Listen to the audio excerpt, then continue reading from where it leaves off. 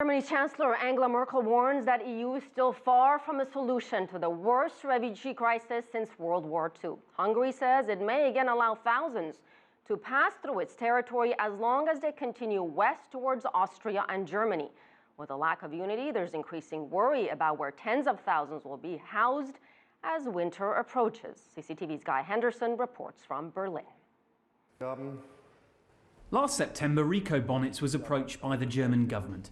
Could he turn 1,600 commercial containers into homes for refugees? The deal was worth 23 million euros, and since then, the orders haven't stopped.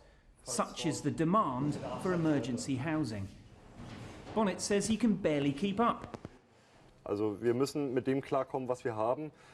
We have to make use of what we have. With the refugee crisis, not just the container, everything that's in it, the furniture, chairs, desks, lockers, all of it is gold dust.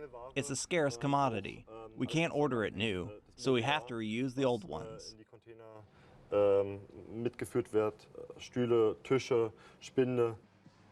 This for now is the result. A complex housing 400 people in this quiet Berlin suburb. Some might wait for years for their asylum applications to be processed. Until then, this is home. One of the benefits of temporary structures like this is that it only takes 8 weeks to build it. But the real problem seems to be the backlog.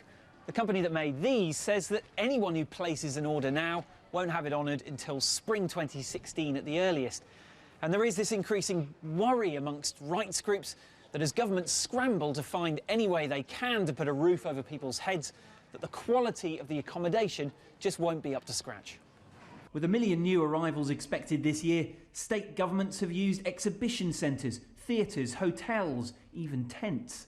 With Europe still deeply divided over who should go where, Germany remains by far the most popular destination. The Chancellor Angela Merkel on Wednesday warned unity was still a long way off. Ich bin zutiefst davon überzeugt. I'm deeply convinced that Europe doesn't just need a redistribution now, but rather a permanent process for a fair distribution of the refugees in the member states. The federal government supports the proposals that have been raised in the European Commission. That means we have now seen a first step, but we are far from being close to the end. Such an open-ended timeline makes planning difficult. Germany's 16 states met on Thursday evening for an emergency summit. They want up to 16 billion euros in extra funds. Temporary solutions are out there if supply can keep up with demand. Guy Henderson, CCTV, Berlin.